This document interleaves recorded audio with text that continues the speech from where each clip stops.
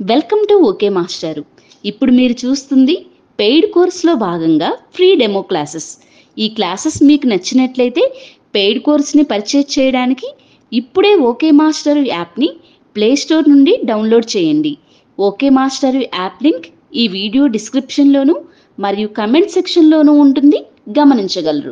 Hi everyone. So ఈ class లో మనం ఏం చేద్దామంటే ఈ సెకండ్ చాప్టర్ కి సంబంధించి కొన్ని ఇంపార్టెంట్ ప్రాబ్లమ్స్ ఉన్నాయి. సో ఇప్పుడు మనం ఈ ఇంపార్టెంట్ ప్రాబ్లమ్స్ గురించి డిస్కస్ చేసుకుందాం. ఒకసారి బోర్డ్ కాస్ట్ అండి. So first problem. సో ఈ ఫస్ట్ ప్రాబ్లం అనేది మనకి ఎగ్జామ్ పాయింట్ ఆఫ్ లో చాలా చాలా important. So please keep the stars పెట్టుకోండి, చాలా చాలా ఇంపార్టెంట్. అలాగే ఈ ప్రాబ్లం చూడడానికి మనకి కొంచెం లెంతీ ప్రాబ్లం గా ఉంది, అంటే ఏంటి కొంచెం పెద్ద ప్రాబ్లం గా ఉంది. సో పెద్ద ప్రాబ్లం కదా అని చెప్పి మనం ఏం వరి అవ్వక్కర్లేదు, చాలా చాలా ఈజీ ప్రాబ్లం. సో ఫస్ట్ మనం ఏం చేద్దామంటే ఇచ్చిన క్వశ్చన్ బాగా చదివి ముందు అర్థం చేసుకున్నారండి. ఇన్ ఎగ్జామినేషన్, ఒక ఎగ్జామ్ ఉందంట. సో ఎగ్జామినేషన్ అంటే ఏంటి? ఒక పరీక్ష, ఒక ఎగ్జామ్ ఉంది. సో ఒక ఎగ్జామ్ లో కరణ్ అనే ఒక స్టూడెంట్ ఉన్నాడు. Karan got 10 marks more than Bhavana. అర్థమైందా? ఇన్ ఎగ్జామినేషన్, ఒక ఎగ్జామ్ లో కరణ్ అనే స్టూడెంట్ ఉన్నాడు. సో కరణ్కి ఎన్ని మార్క్స్ వచ్చినాయి అంటే, ఘాట్ అంటే రావడం, కరణ్కి ఎన్ని మార్క్స్ వచ్చినాయి అంటే Karan got 10 marks more than Bhavana. అంటే కరణ్కి 10 మార్కులు వచ్చాయని కాదు మీనింగ్. ఏమని చెప్తాడు? కరణ్ అనే స్టూడెంట్ కి ఘాట్ అంటే రావడం, ఎన్ని మార్క్స్ వచ్చినాయి? కరణ్కి 10 marks more than Bhavana. So భావనకి ఎన్ని మార్క్స్ అయితే వచ్చినాయో జాగ్రత్తగా. సో కరణ్ ఘాట్ 10 మార్క్స్ అంటే కరణ్కి 10 మార్క్స్ వచ్చినట్టు కాదు, కరణ్కి 10 మార్కులు వచ్చినట్టు కాదు. ఈ ఇది కూడా చదవాలి మీరు. సో కరణ్ అనే స్టూడెంట్ కి 10 మార్క్స్ మోర్ దెన్, ఎవరికన్నా మోర్ దెన్ భావన. సో భావనకి ఎన్ని మార్క్స్ అయితే వచ్చినాయో భావన కన్నా కూడా 10 మార్కులు ఎక్కువ వచ్చినాయట. ఇక ఎగ్జాంపుల్ చెప్తాను చూడండి.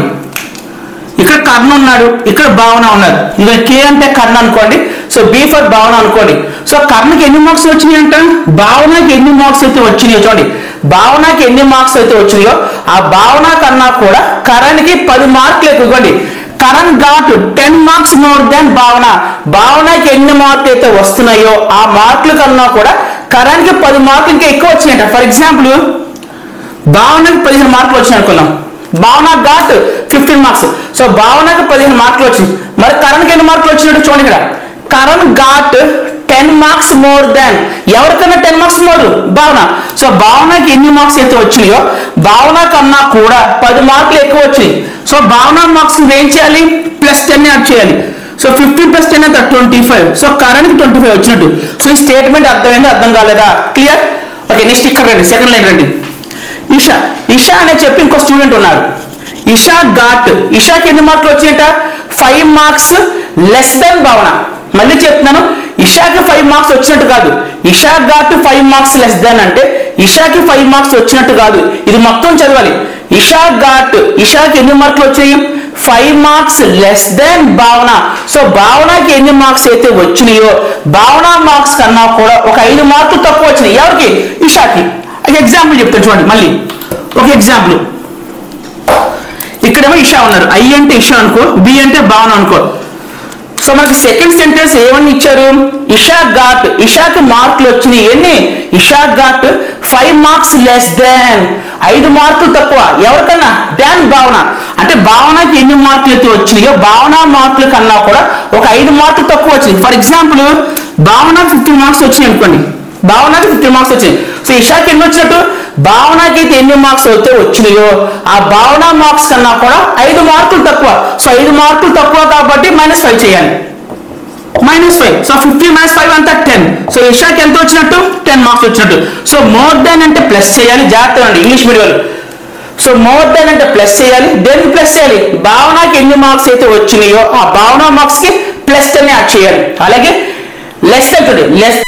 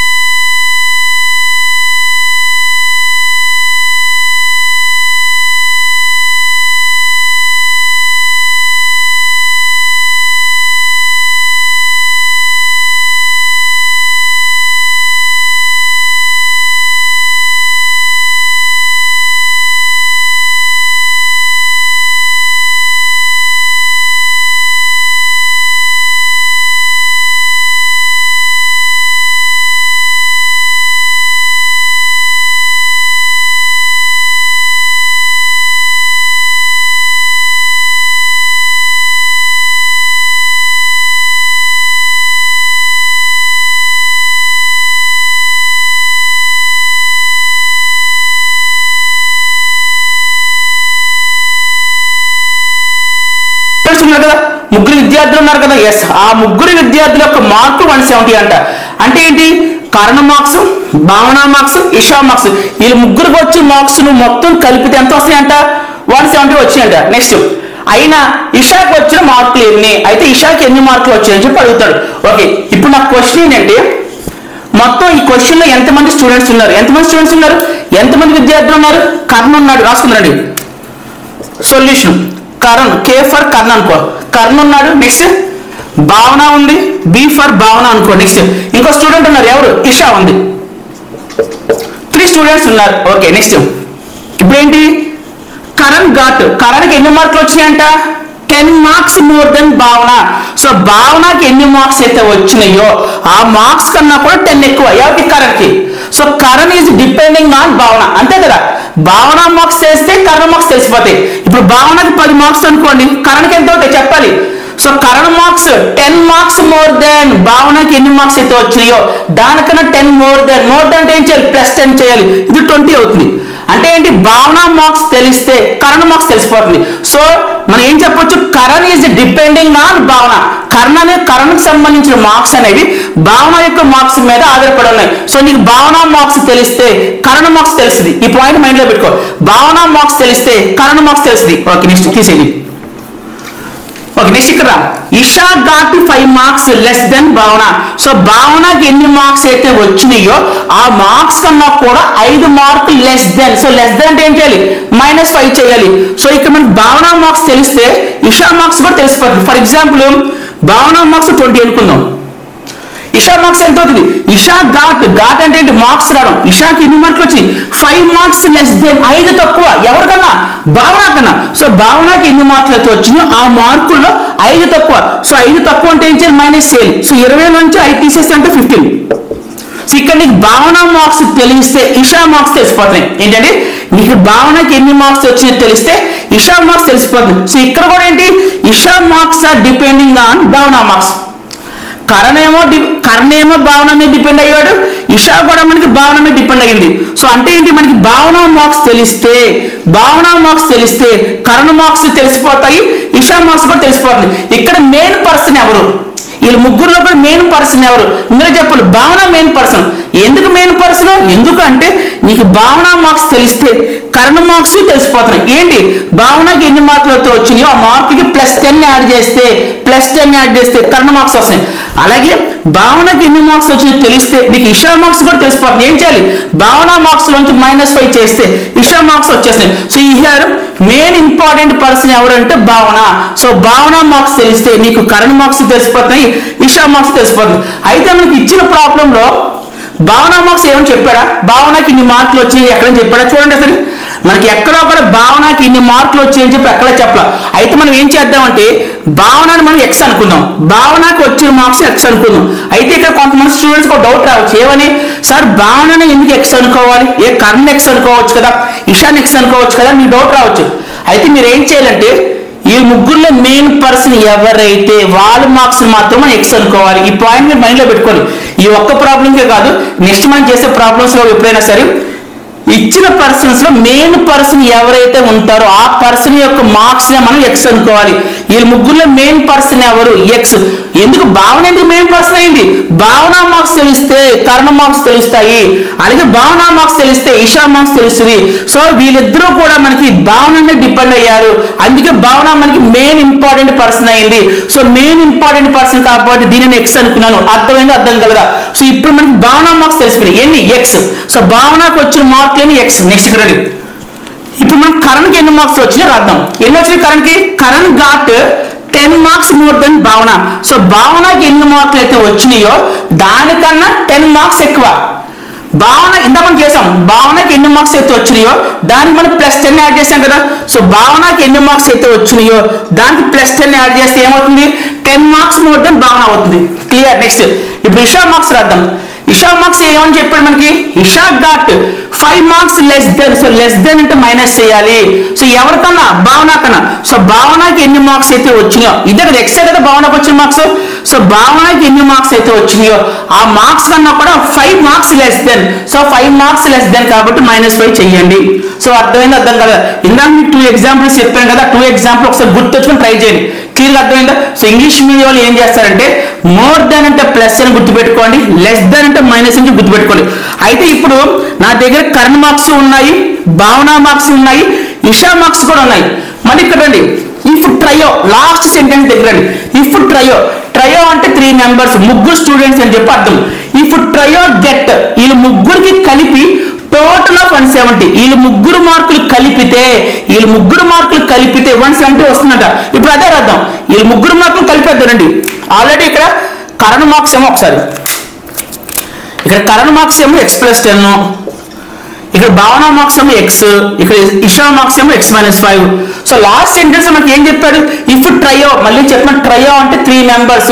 సో ఈ 3 మెంబర్స్ యొక్క మార్కుల్ని టోటల్ చేస్తే, సో టోటల్ చేయడం అన్నా సమ్ చేయడం అన్నా ప్లస్ చేయడమే, అందుకే ప్లస్ చేసింది. వీళ్ళు ముగ్గురు మార్కులు కలిపేసింది. వీళ్ళు ముగ్గురు మార్కులు కలిపితే అది దేనికి ఈక్వల్ అంట? 170కి ఈక్వల్ అంట. అయిపోయింది. ఇక్కడ నుంచి మనం చేసేయచ్చు ఏంటి? ఇక్కడ అన్ని కూడా ఎక్స్ వేరియబుల్స్ ఉన్నాయి, నెక్స్ట్ నార్మల్ నెంబర్స్ ఉన్నాయి. సో ఎప్పుడైతే మీకు ఇలాంటి స్టెప్ వస్తుందో అప్పుడు ఏం చేయాలి? ఎక్స్లతో ఆపరేట్ చేయాలి, నార్మల్ నెంబర్స్ ఆపరేట్ చేయాలి. రెండు చేద్దాం. ముందు ఎక్స్ మీద ఫోకస్ చేయి. ఇక్కడ ఒక ఎక్స్ ఉంది, ఎక్స్.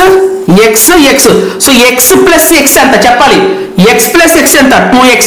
2x ప్లస్ ఎక్స్ అంటే 3x. సో ఎక్స్ అన్ని కూడా మనం సింప్లిఫై చేస్తే 3x వచ్చింది.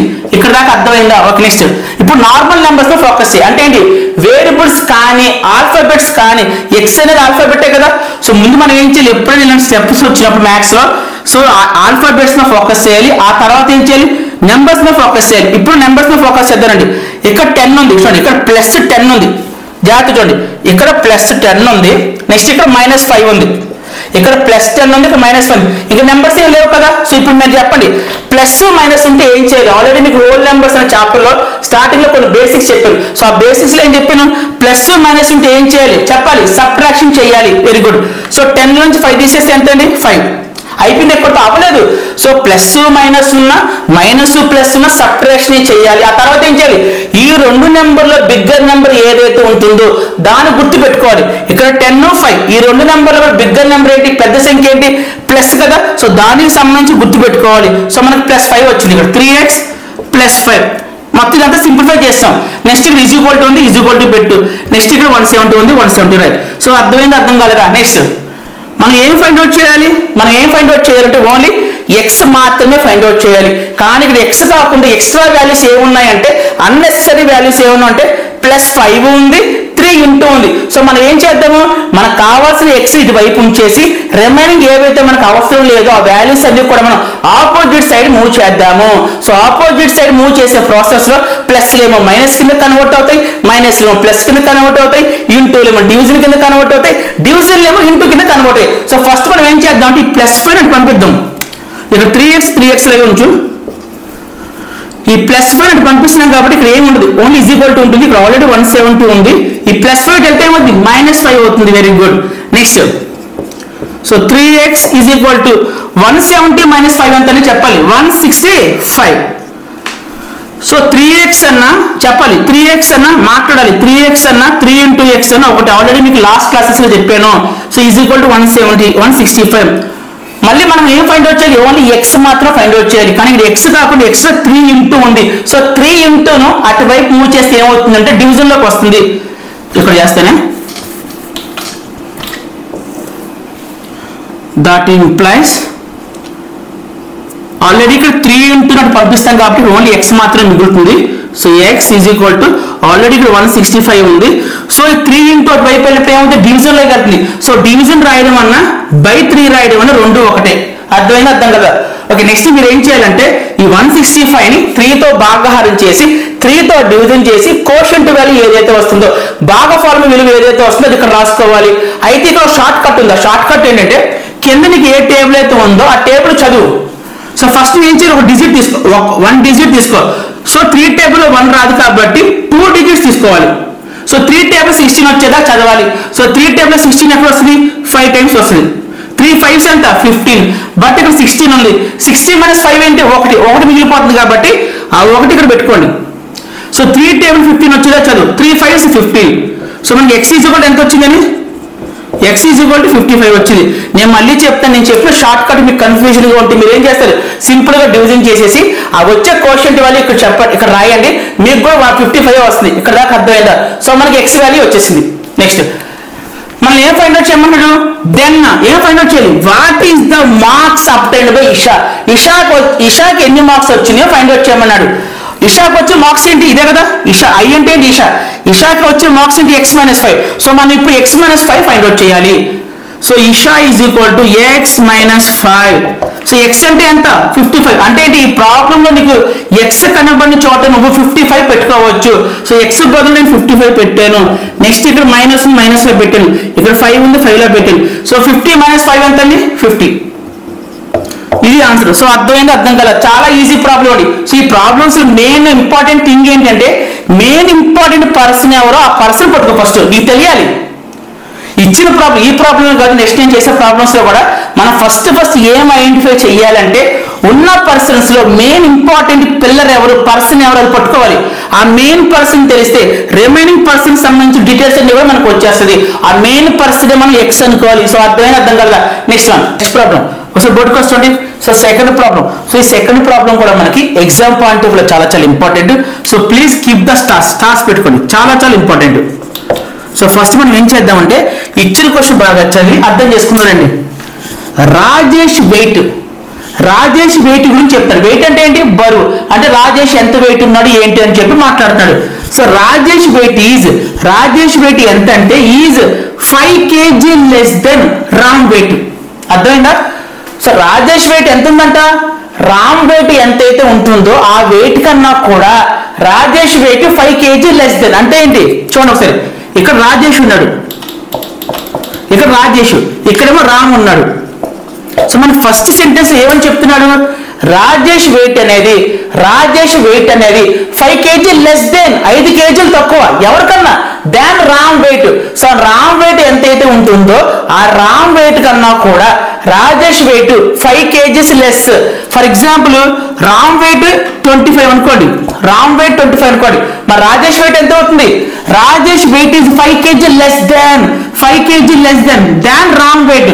సో రామ్ వెయిట్ ఎంతైతే ఉంటుందో ఆ వెయిట్ కన్నా కూడా 5 kg తక్కువ ఉంటుంది. సో లెస్ దెన్ అన్నారు కాబట్టి -5 చేయాలి, 20. సో రాజేష్ వెయిట్ ఎంత ఉంది 20 అయింది. అది మీనింగ్. అర్థమైంది, అర్థం కలదా. Next and Neha.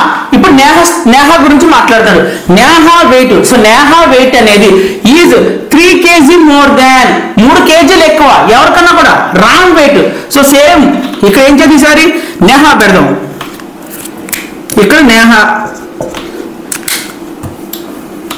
ఇప్పుడండి.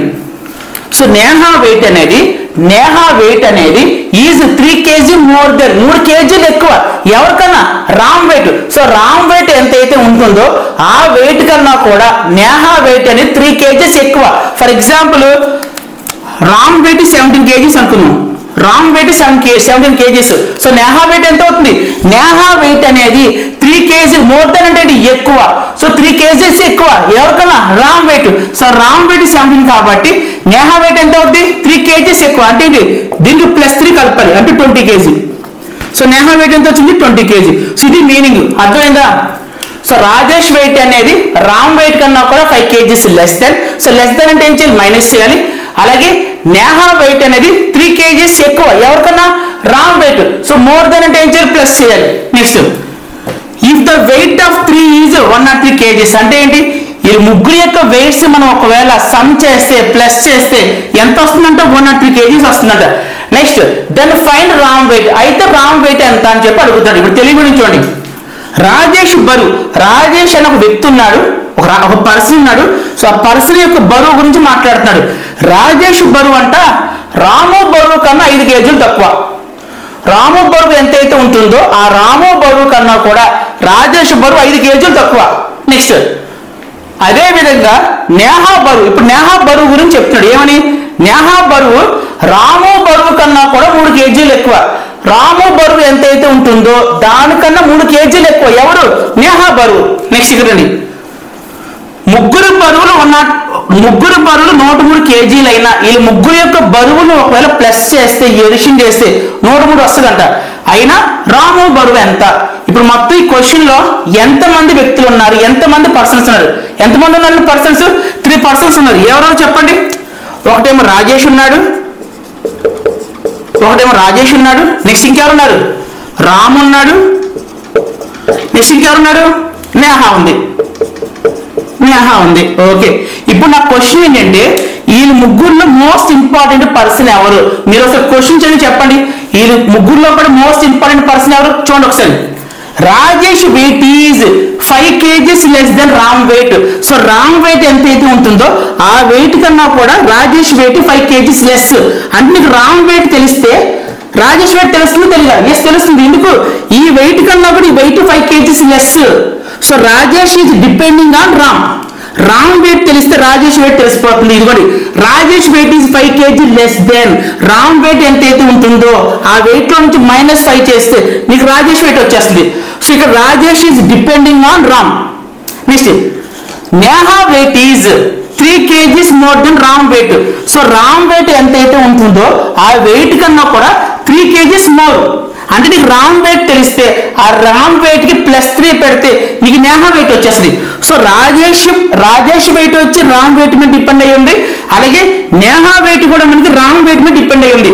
సో రామ్ వెయిట్ కి -5 kgs చేస్తే రాజేష్ వెయిట్ వస్తుంది, అలాగే రామ్ వెయిట్ కి +3 kgs కలిపితే నేహా వెయిట్ వచ్చేస్తుంది. సో ఈ ముగ్గురులో మోస్ట్ ఇంపార్టెంట్ పర్సన్ ఎవరు?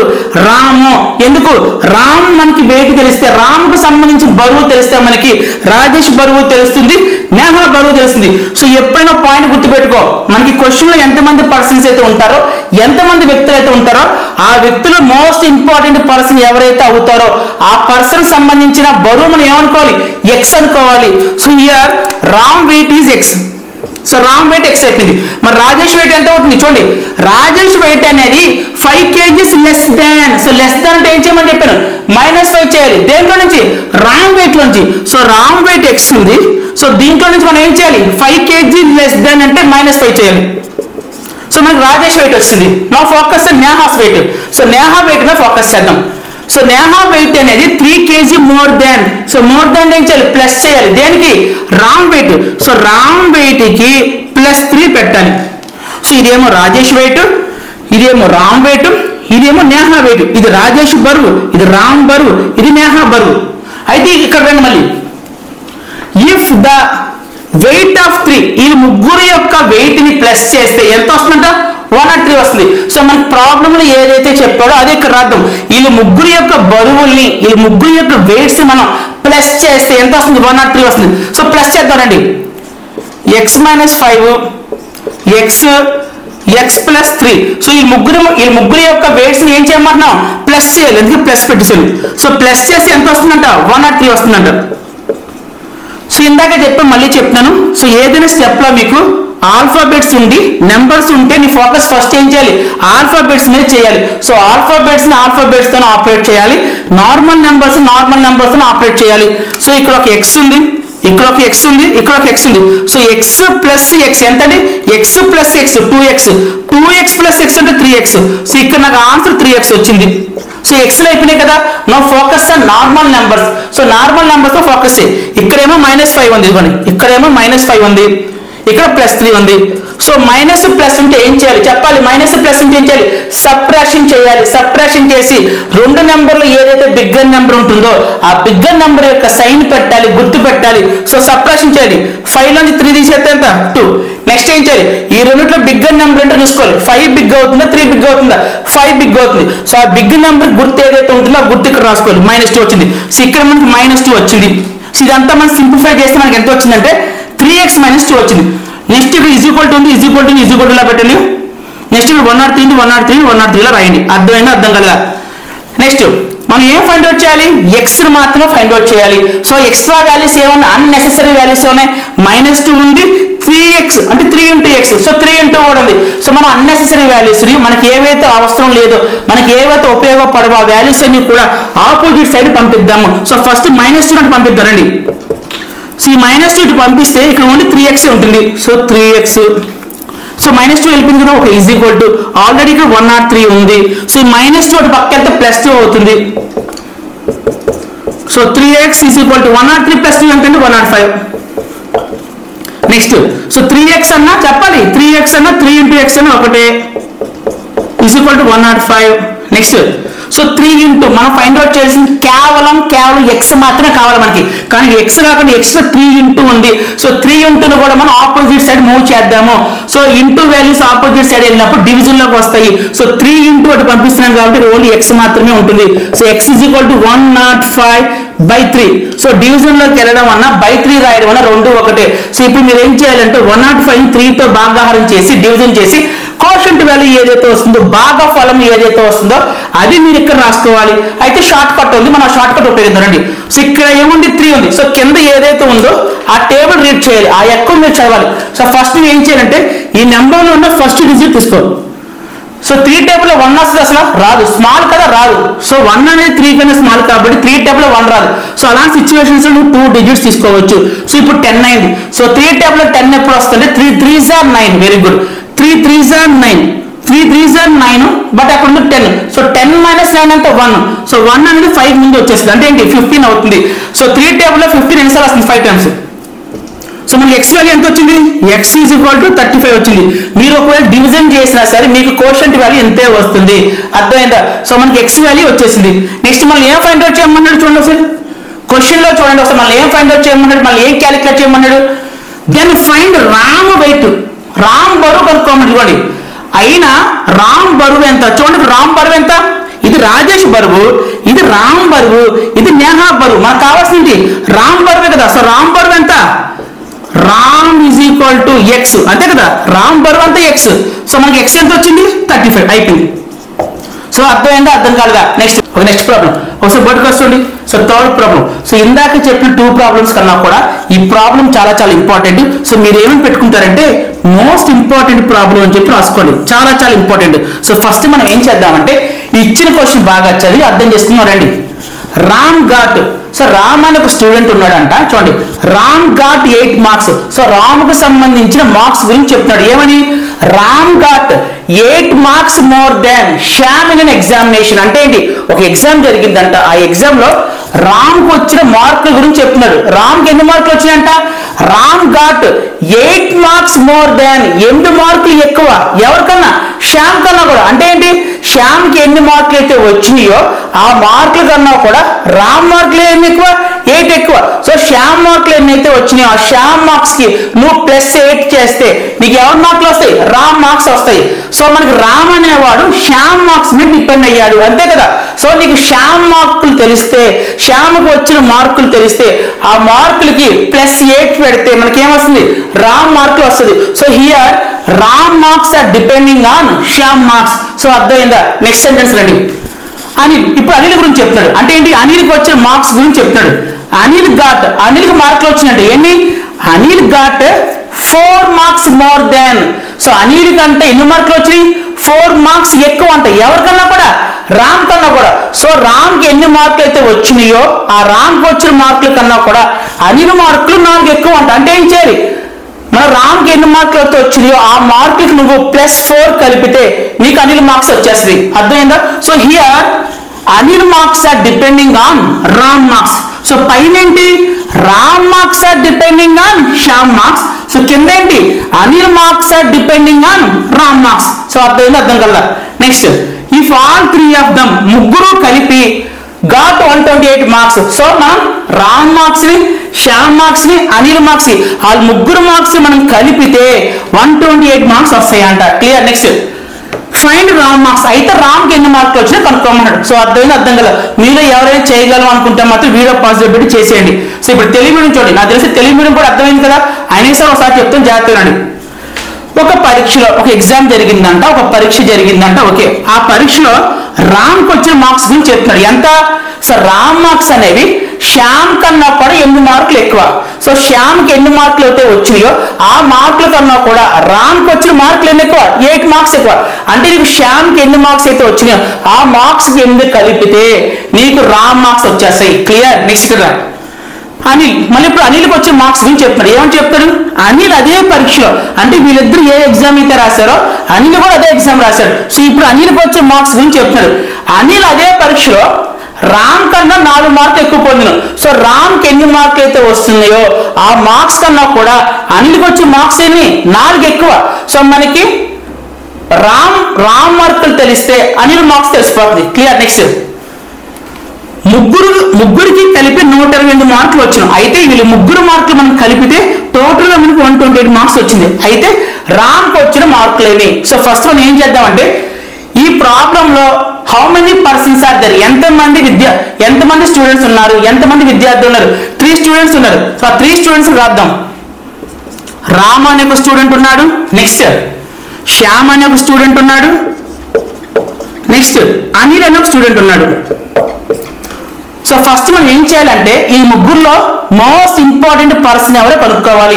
సో మనం మోస్ట్ ఇంపార్టెంట్ పర్సన్ ఎలా కనుక్కుంటాం అంటే ఎవరి మీద డిపెండ్ అయ్యి ఉంటున్నారు, ఎవరి మార్క్స్ ఎవరి మీద డిపెండ్ అయ్యి ఉంటుంది, అలా కనుక్కోవడానే మనం మోస్ట్ ఇంపార్టెంట్ పర్సన్ కనుక్కోవడం అంటాం. సో మనకి ఎవరైతే మోస్ట్ ఇంపార్టెంట్ పర్సన్ తెలుస్తుందో వాళ్ళ మార్క్స్ మనం ఎక్స్ అనుకుంటాం కదా. సో ఫస్ట్ మనం పని చేద్దామండి. Ram got 8 marks more than Shyam. So Shyam marks తెలిస్తే రామ్ మార్క్స్ తెలిసిపోతుంది. అంటే ఏంటి? Ram is depending on Shyam. ఒప్పుకుంటారా? కాబట్టి చదవండి, ఫస్ట్ సెంటెన్స్ చదవండి. రామ్కి ఎన్ని వచ్చినాయి అంటే 8 మార్క్స్ మోర్ దెన్ శ్యామ్.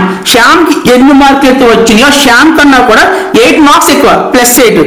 అంటే శ్యామ్కి వచ్చిన మార్క్స్ +8 చేస్తే నీకు రామ్ మార్క్స్ వచ్చేస్తుంది. So here Ram is depending on Shyam. So ప్రస్తుతానికి వీళ్ళిద్దరు మెయిన్ పర్సన్ ఎవరు? శ్యామే కదా. సో శ్యామ్ మార్కులు తెలిస్తే ఆ మార్కులు +8 చేస్తే మనకు రామ్ మార్క్స్ వస్తుంది. సో టిల్లో మనకి ఏం అర్థమైందంటే వీళ్ళిద్దరిలో మోస్ట్ ఇంపార్టెంట్ పర్సన్ ఎవరంటే శ్యామ్ అని అర్థమైంది.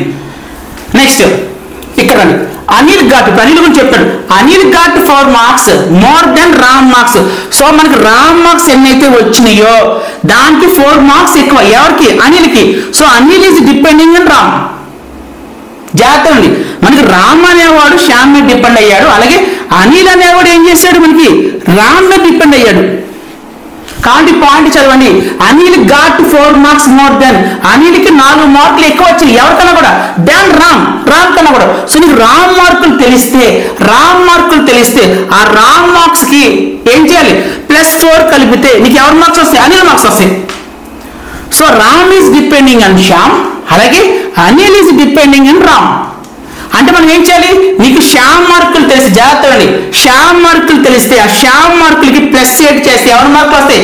రామ్ మార్కులు వస్తాయి. అలాగే రామ్ మార్కులకి +4 కలిపితే ఎవరి మార్కులు వస్తాయి? అనిల్ వస్తాడు. ఇప్పుడు చెప్పండి, ఈ ముగ్గురు మోస్ట్ ఇంపార్టెంట్ పర్సన్ ఎవరు చెప్పాలి? శ్యామే. ఎందుకు? శ్యామ్ మార్కులు తెలిస్తే నీకు రామ్ మార్కులు వస్తాయి, రామ్ మార్కులు తెలిస్తే నీకు అనిల్ మార్కులు వచ్చేస్తాయి. సో అర్థమైందా? సో మనం ఏం చేద్దాం అంటే శ్యామ్ని మనం ఏమనుకున్నాం? ఎక్స్ అనుకున్నాం.